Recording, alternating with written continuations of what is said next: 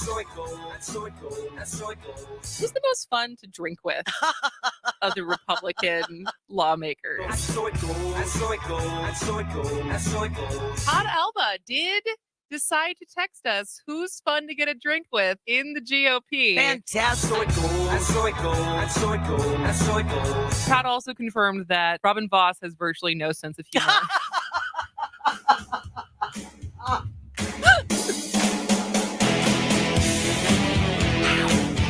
Moving Wisconsin forward, one joke at a time.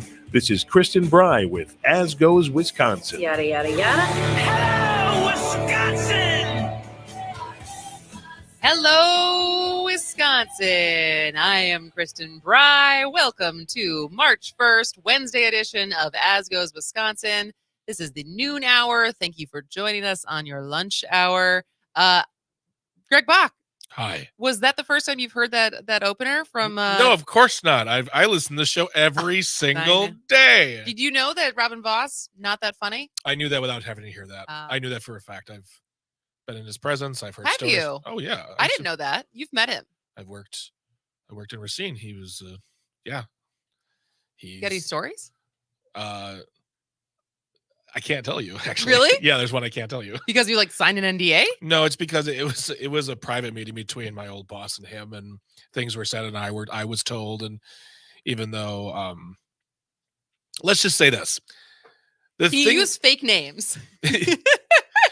Bobbin was hanging out with Ron Fickert.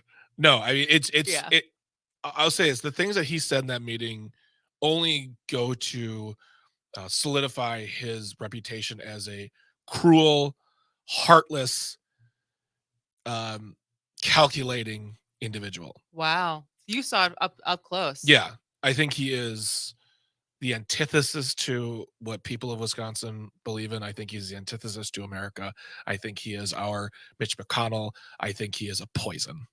See, and I think you guys are so wrong. I think there is a Chucklemeister. There is a funny guy buried deep, deep inside his soul that is just struggling to break free. And you know when that and I am here to help him do that. And you know when you know when that Chucklemeister comes out? When somebody falls over. It's that chuckling is always going to come out with the pain of other people. That's the only time he laughs is at someone else's expense. Exactly. Yeah. So- It's never like a good old fashioned fart joke or, Monty Python, which is beautiful. No, he's going to be like, oh, look at that old person carrying all those groceries. They fell down the stairs. That's so Who cynical. wants popcorn? So cynical. I'm just shocked. Shocked. Sorry, Mom. I didn't know you had actually met him. Yeah. Well, that's not the topic for this No, segment. it's not. But we're gonna keep rolling through. So get your thinking cap on for the bottom of the hour, because we would love to hear your thoughts on the different working trends that are happening in this, I guess, post-pandemic. I don't even know what explains it, but there's, on the one hand, there is almost a 6-to-1 ratio of people who are choosing to work part-time. Mm-hmm. So less than 35 hours a week and they're looking for those, or working those jobs, versus people who are looking for a full-time job. Yeah. So there's droves of people who are now choosing to work part-time. And there is also a new trend of people working 2 full-time jobs remotely without telling their bosses. Mm-hmm. And so we're going to do a dive into why this is, and especially with I'm really interested in the 2 full-time job one, as far as, one, is it ethical to not tell the other, to be basically lying and saying, yes, I work for you, and not telling the other one, I also work for you. But also, does it matter as long as you're getting your work done? Mm-hmm. So that is coming up at 12:30. But to start, stick with me on this one. Yep.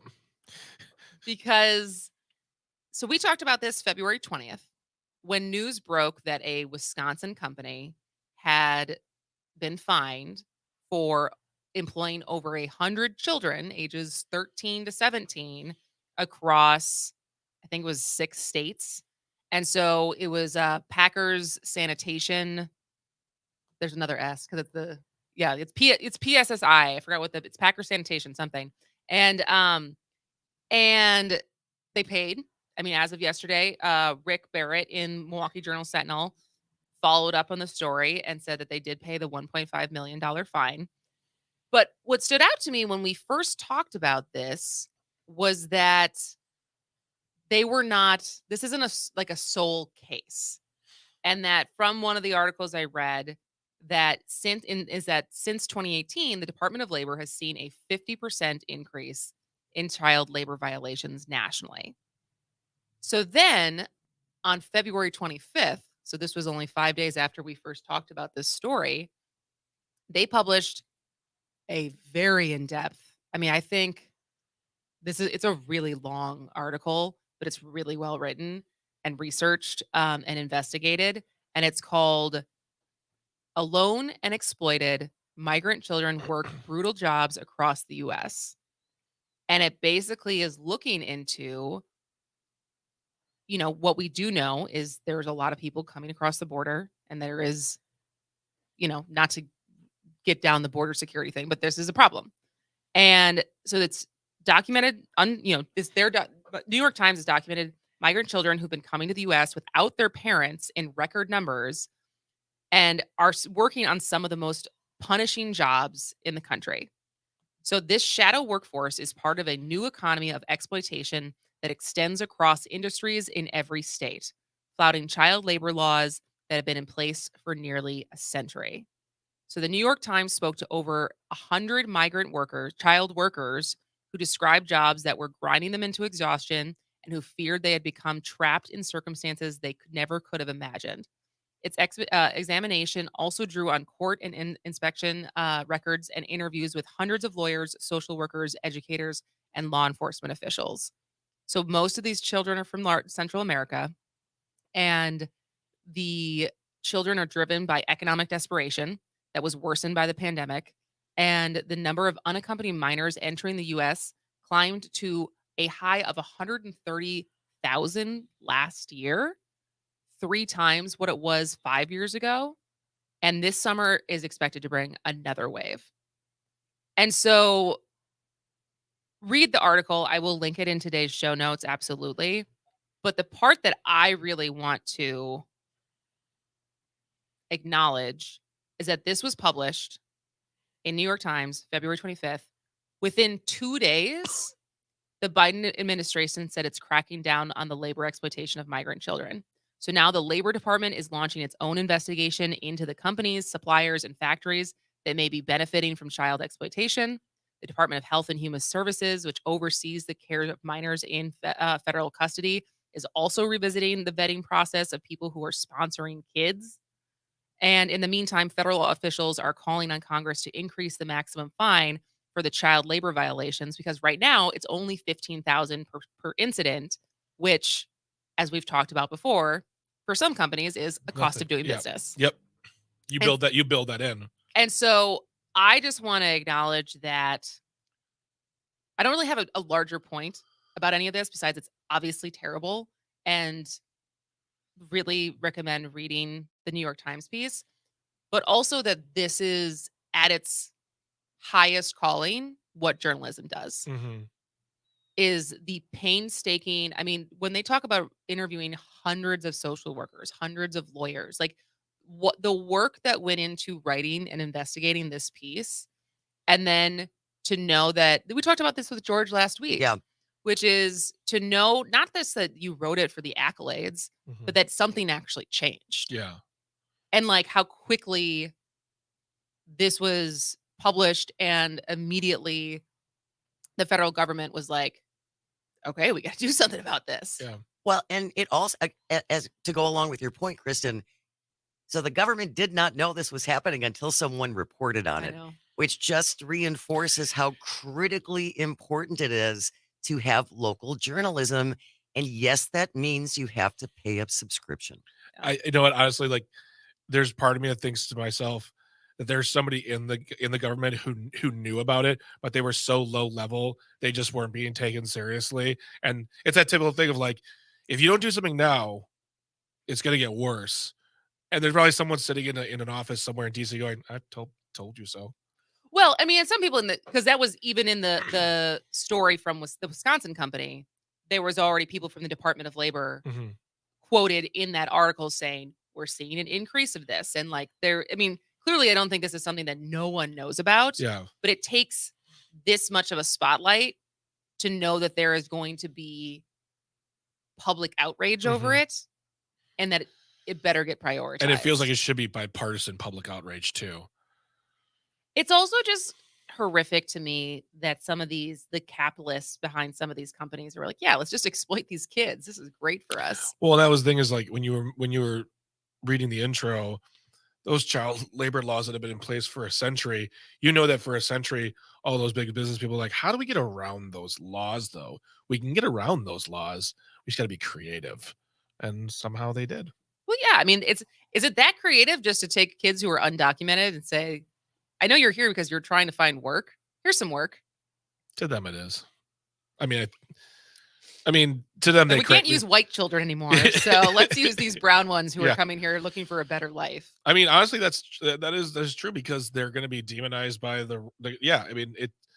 Yeah, there's not a lot of investment in those children, and no, it's no offense to those children. I don't mean they're not, but like we as a country care less about those children than we do our own, unless something like this happens.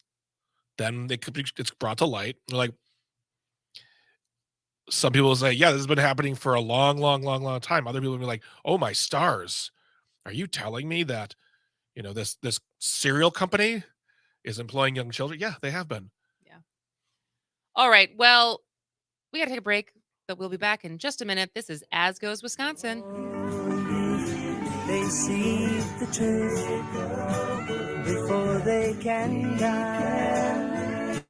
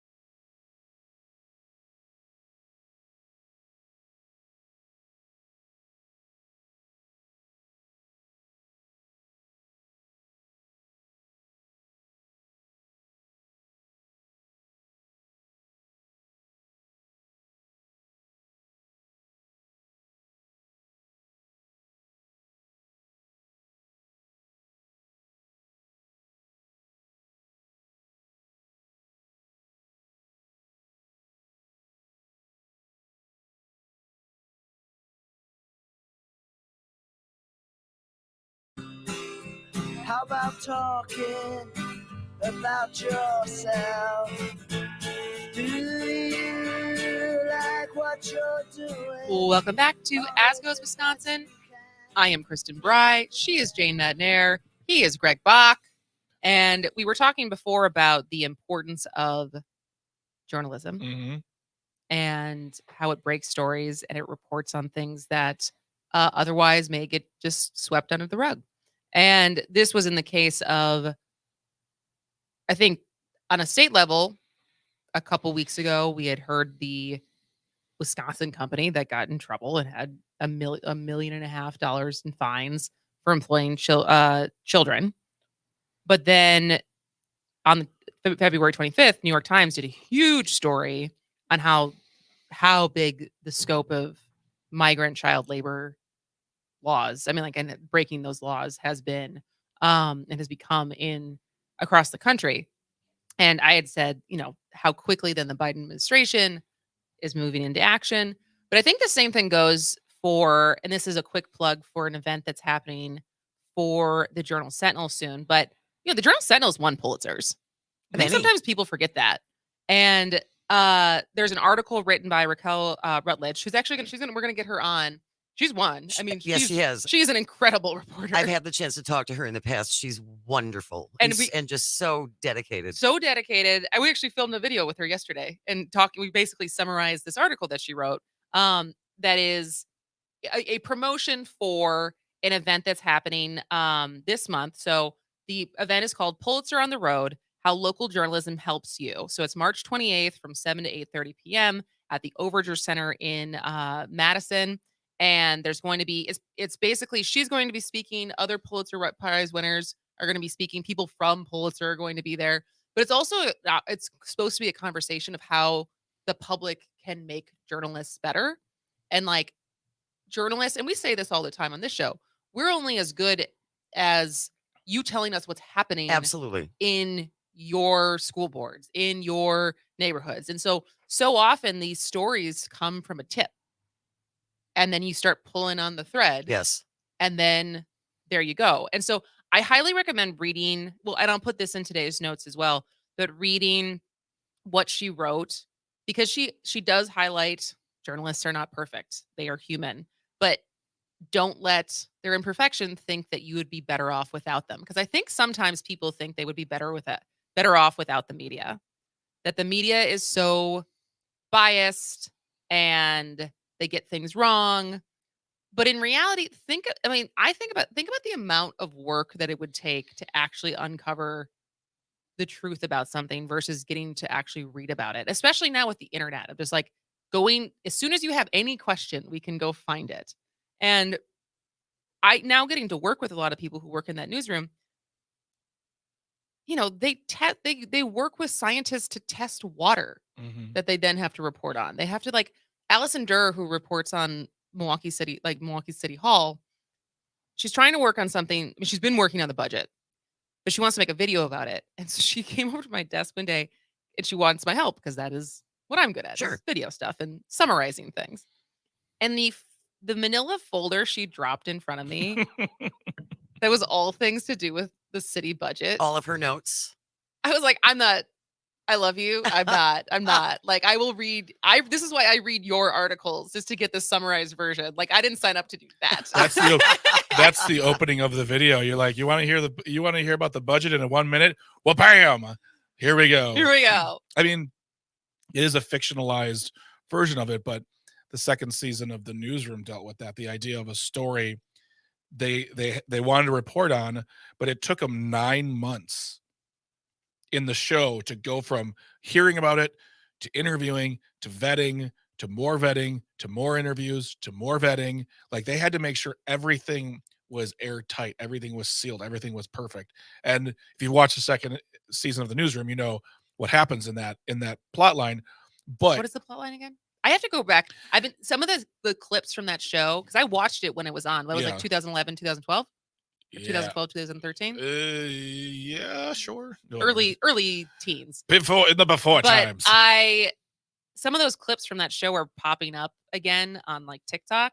Yeah, and it's so they're still so relevant. Yep. And it's still Aaron Sorkin is such a good writer. hmm So I want to go back and rewatch the show. But what was the plot line for the second season again? The plot line is that they misreported. Is that a word? They made a reported on mistake. they reported on a story that wasn't true, basically. And this was a massive indictment from a news organization against the United States of like war crimes that they had like went into a country and used sarin gas on people, which is against a bunch of different regulations.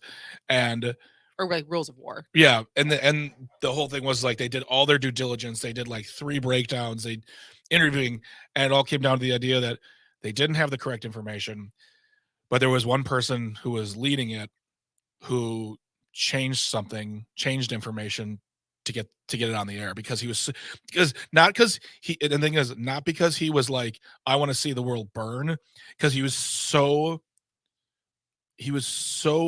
persuaded that the government had done this that he didn't care how the information got out there, even though once they put the information out there, it fell apart within 48 hours. Like they spent the better part of a year working on this story for 48 hours later for them to be like, we're sorry, we were wrong. Please don't ever. And wouldn't it be nice if all of our news organizations, because that show was all based off of real things that happened. 2012, by the way, This- Was when it aired. Yeah, this did not really happen. This was a fictionalized thing. Okay. But you know, the best real life example of just how long good investigative journalism takes is the Spotlight case from the Boston Globe. Yeah. I mean, Because what was the final from beginning to end? How many years were they working on that? it was several years. Yeah. I mean, that stuff takes time and dedication and resources. And going up against bureaucracy and politics and all. I mean, God. No, I just rather read a story on the air. So hats off to everyone who does this kind of work. Support journalists. When we come back, working trends. We have thoughts. This is As Goes Wisconsin.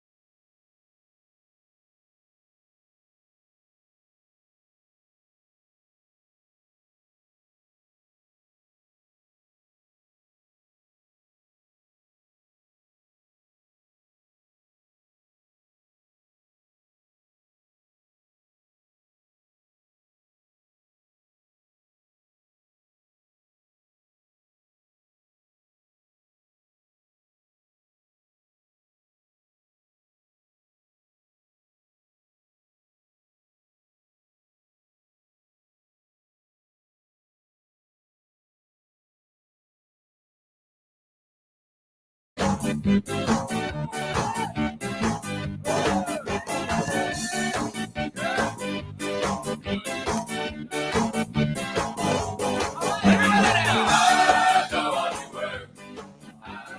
back to As Goes Wisconsin. I am Kristen Bry. She is Jane Madnair. He is Greg Bach. And we're finally going to, we've had a lot, well, maybe the budget wasn't that heavy. This is now a little bit lighter. Yeah. So, Jane, you and Carol yesterday were talking about quiet quitting. Quiet quitting, which is a thing. It's just a thing. It's a trend. What were your takeaways as two women who have worked for a long time? Are you secretly quiet quitting? No. Okay. If I were Good. quiet, no. I need you. Good. Are you loudly quiet quitting? But it's just about, part of it was, Carol and I are from the same generation with the same kind of work ethic, Yes. where no matter what your employer asks you, for the most part, you say yes, because that's just the way we were raised and that's what you did.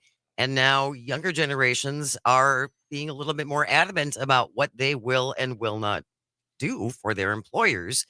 And if you're not going to make some accommodations for me, then I'm going to go someplace else. Which was not the mentality that you. No. But also, do you think it's, and I think this is interesting for you two, because you both chose a career where it was a boys' club. And Yep. it's still a boys' club. Yes, but like it is. the barriers and obstacles that you both, and the BS that you both dealt with, is not like what my generation has had to deal with. I hope not. And so there is also, did you put up with stuff just because you were so much made to feel like you were lucky to be there at all? Absolutely. Yeah. You are fortunate.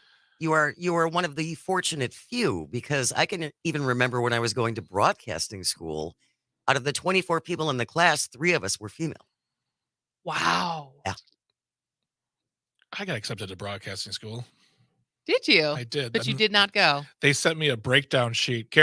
Jane, you could probably attest to this. They sent me a breakdown sheet of what you expect to be paid coming out of broadcasting school. And I was like, nope. Well, it wasn't quite that dismal when I was graduating, and there was at least still the potential to earn. Yeah. But like so many business models, newspapers, magazines, things have changed. Mm-hmm. And, because the advertising streams are so different now. Yeah. And so there was that work trend that you guys talked about yesterday, which I'm sure will bleed into this. But I saw both of these articles that feel contradictory, but also worth talking about the motivation. And I think just point to, in general, the unpredictable work trends that are happening, as far as when we don't really know. It feels very hard to read the news and in some ways say, oh, we're like on the brink of a recession. If you look at all the layoffs happening in tech, and although I talk to my friends who work in tech, and they're like, well, everyone's finding a job pretty fast. Oh, And you haven't seen those layoffs in other places. So then you see something like, on the one hand, more Americans are working part-time by choice. In December and January, 1.2 million Americans joined the part-time workforce. And so basically, there is over 1 million Americans joined the part-time workforce in the last month and first month of 2023.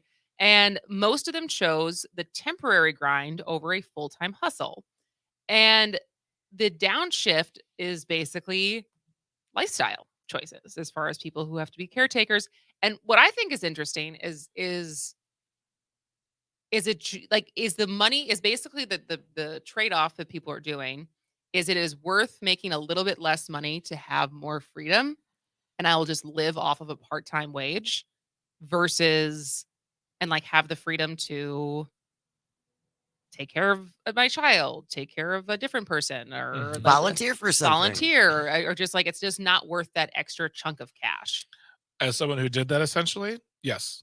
Yeah. For me, like, even, I mean, I think the argument can be made that with the Laughing Tap, it is a full-time job. It is a full-time job in what I put into it, but I'm not clocking into an office at 8, leaving at 5 every day. There is flexibility within those hours of that job. And then I have my other job at Lakefront, and I have specific times, but I don't work every day either. Between the two, I make enough a year to pay my bills, buy food, enjoy life, and I still have time to myself. I don't feel an overwhelming sense of like this that crushing feeling that a full-time job can have, especially if you're not enjoying it, which, like my old job, while I enjoyed the work, I wasn't enjoying it overall, and it was starting to take a toll on my mental health. So working two part-time jobs or two jobs that are like, non-traditional in their hours, very, very good for me. And don't you think too? I think with the pandemic, when people were forced to stay home, and granted that was good and bad for some people, but I think people just appreciated, you know what? I can make adjustments to our lifestyle Yeah. and still live a good life and Mhm. still do the things we want to do. And as you said, Greg, pay our bills and keep up with all of that. And I don't have to work 40, 50, 60 hours a week. Well, and I do think when I left tech and having a job that I went to every day. Granted, I'm now back in a job that most days I come to every day. Uh, and I started freelancing. So that wasn't Mhm. even a part-time job where I had to show up to. It was the hustle of making sure I had enough freelance work, but it was making PowerPoints and doing data stuff and kind Mhm. of just using some of the skills I had gotten from tech and the relationships I had gotten from tech to be able to do different projects for different people. And I remember that feeling of how invaluable flexibility felt, of like being able to go to lunch and not feel guilty about what time I have to be back to the office. Cause I'm still of that. I'm getting better, but in general, I care what people think. Right. And so that like effort to be in the office, even if you have no work to do, and just because that's what you're supposed to do is be there Mhm. and fill the time, even if there's not enough to do versus, oh, I'm going to do this. And once it's done, it's done. I can do it at night. I can do it in the morning. I can do it at my schedule. Like that kind of freedom versus this is when you work feeling. I found to be very, it was worth at the time the downshift because it certainly was a pay cut, but Mhm. it was nice. Yeah. It just feels better. Like the amount of anxiety I felt towards all the things I was doing once I left the full-time job and I had the part-time job and a little more freedom and support from family saying, yes, do what you need to do to be happy. That fog lifted after a couple months and I feel Because better. what was your old job? I used to be a barber. And that was like 40 plus hours a week. That was Tuesday through Saturday, 40 hours a week. And I would go from the barber shop to the club, work until late. Then the next morning I'd be back at the barber shop by 8 a.m. And then just like in that world, it's a hustle economy. It's a hustle gig. You, you got to get clients and people will come in, but you also got to go out there and meet people and be like, hey, come get a haircut with me. I'm Greg. I won't make you look terrible. And, Did and you have to keep your like aesthetic very no, fresh? no, they didn't Okay. care what I looked like. I mean, as long as I was cutting hair, as long as I showered and I was cutting hair, and no one was like, "My God, what did you do? Why did you give this man lethal Bowl weapons?" cut. Yeah. So I And mean, and your beard never got in the way. no, no, I'm not putting my.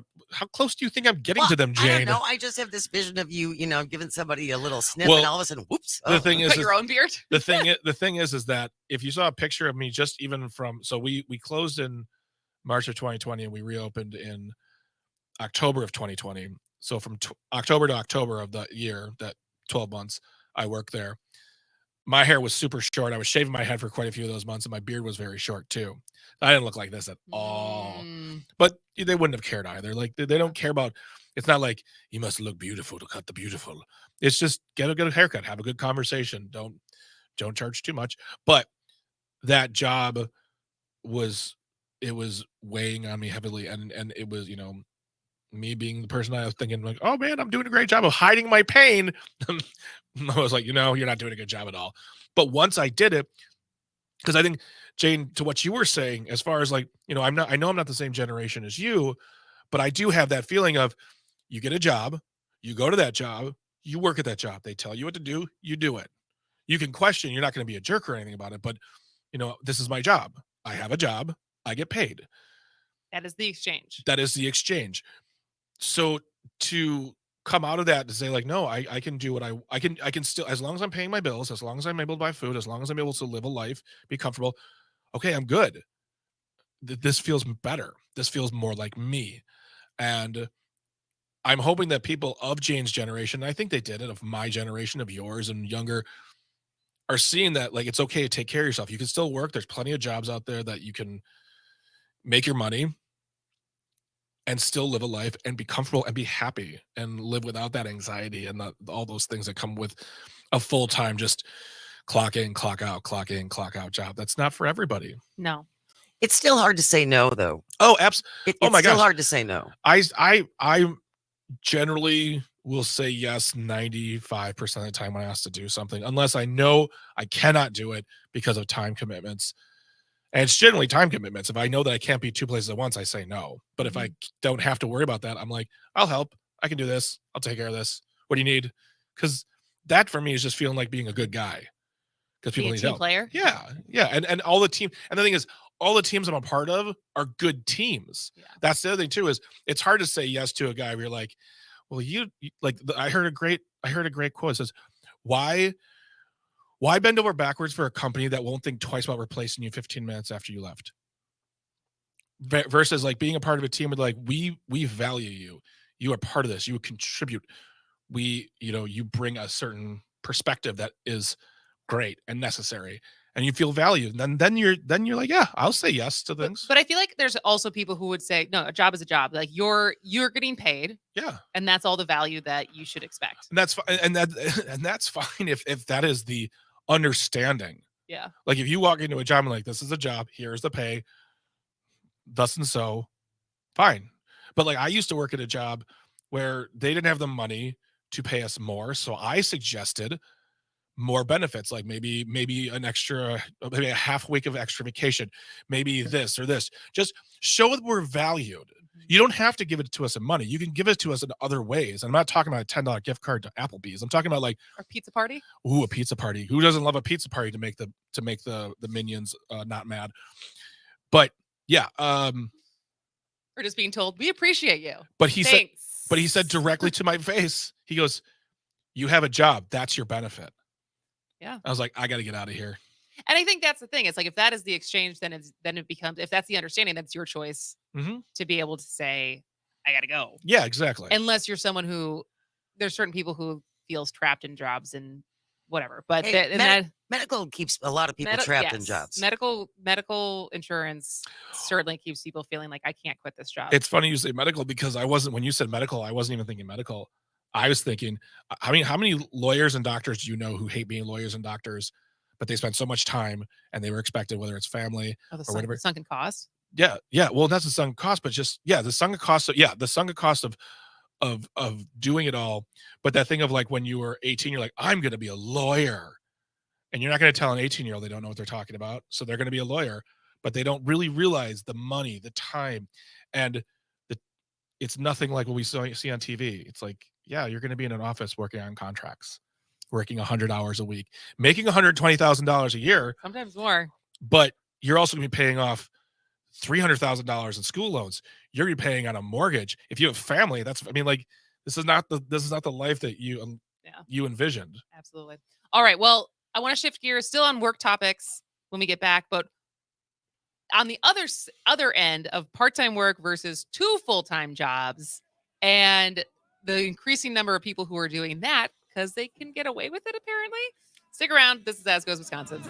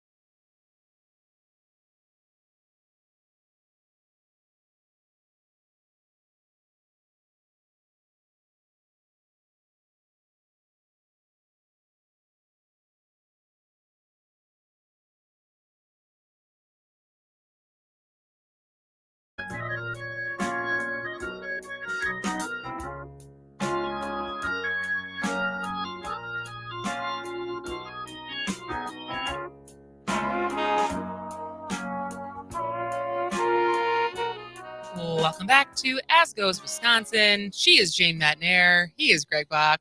I am Kristen Bry. Let's switch it up a little bit. All right. So we've been talking about job trends and how we're all existing in a brave new world of different working conditions and working arrangements and part-time and quiet quitting.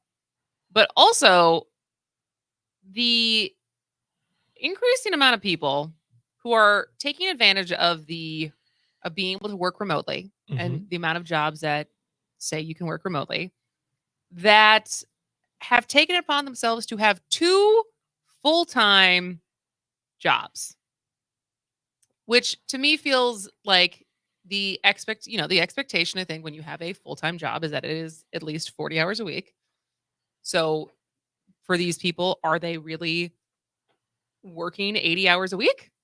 Or is it a week? Or is it a combination of stolen time because they talked, and I found this article in Slate, and it's literally called "What's Really So Wrong About Secretly Working 2 Full-Time Jobs at Once?" and it was written by Allison Green. And they have some examples that I think are objectively a problem. So if you are dropping the ball on your team, if you are in Zoom meetings and you're constantly like taking yourself off camera or like on mute and people can tell you're talking to someone else. Yeah, that's bad. And so if you're like, it becomes very apparent that you're doing both and you're not doing one or both well, then I think that's room for concern. But on the flip side, if you can pull it off, is there anything wrong with it? I think if you can pull it off, and it's the understanding of, if I'm the boss and you're the employee, I say, I just need you at the end of the day when I need the work that you need to be, I need the work that's assigned to you to be done. If you can get it done and you're working from home, I actually don't care if you do it at 1:00 in the morning. I don't care if you do it at 1:00 in the afternoon, get it done, then yes. But if you are to be on call from a certain time and you are pulling yourself away and making yourself less available and possibly making mistakes, then yeah, there's a problem. I just feel like it is vaguely unethical. Say more. It seems like something an unethical company would do. Well, we're not talking about the company. We're talking about the. I understand. But it just seems vaguely unethical. If you're going to do that, then I think you need to be straightforward and tell these companies the truth. That you are doing this I am doing X for you and I'm doing Y for them. Mm-hmm. And because otherwise, one day you're going to get busted and it's not going to be good. And I think that's the thing. It's like, because I think there's 2 different things. There is the expectation of, like a service job where you need to be in person. Yes. But in a remote job, if the expectation, especially like think about sales, if you're hitting your quota, and this happens for people who go into the office or not in the office, one of the things about sales is a perk, I think too, that appeals to people is it's very binary. You either hit your goal or you did not. Yeah, right. And if you hit your goal, people largely leave you alone. And in other jobs, it's maybe not as binary, but largely if you're hitting your goals, if you're doing your job, does it matter if you're doing it in 10 hours or 40 hours? And then I think you're right as far as the lack of transparency / lying, depending on which one you want to call, because I don't think the people who are even doing it well are necessarily telling the other company, oh, by the way, I'm also working for these guys. Well, right. If you are lying, then yes, there is a problem. You are straight out lying. But if I'm working for like there's one person they interviewed who had 2 jobs that required 50 hours and they were basically making almost $500,000 a year. Ugh. If you are upfront and you tell them what's going on, they both sign off, then yes, of course, there's nothing wrong with that because you're going to get the job done as they expect it to be done.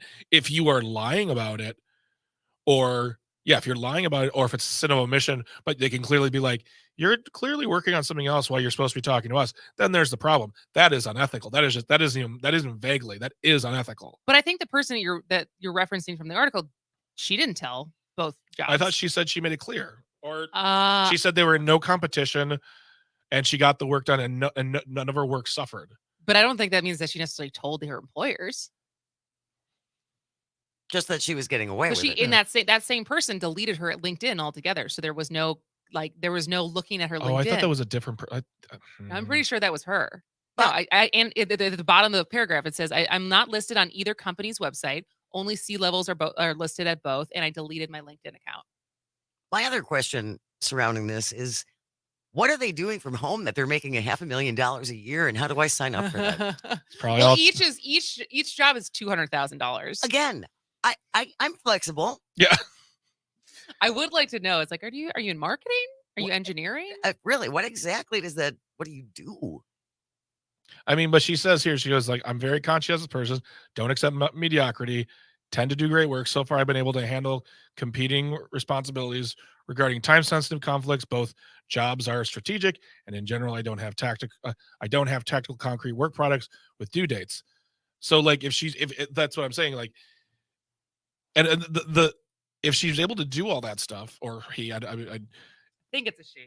I don't then know why I thought that, but and if they're not asking questions, then if the work's getting done, then that's something I have zero problem with, because like, if their work isn't being impacted, then do your thing, Jelly Bean. I mean, it said right here, the means work, she's able to take care of business and do all the things, averaging 50 hours a week, $400,000 a year worth of work at 50 hours a week. wait, is that all she's working is 50 in total? But so far, I'm averaging 50 hours a week.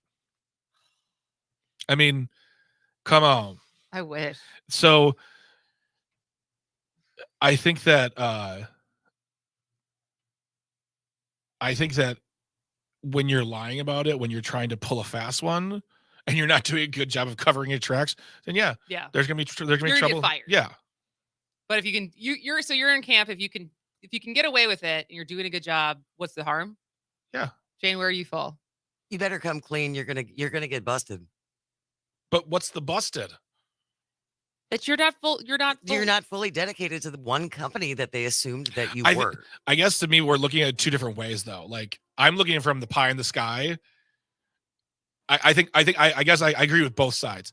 The pie in the sky woman who's 50 hours a week, $500,000 a year. Yeah, she's doing her thing. Good job. The people who suck at it, who are like zooming, like, I got to pull away for a second. They're like, you're clearly talking to somebody else. Then yes. Time to go. Get out of here. Get out of here. Speaking of get out of here.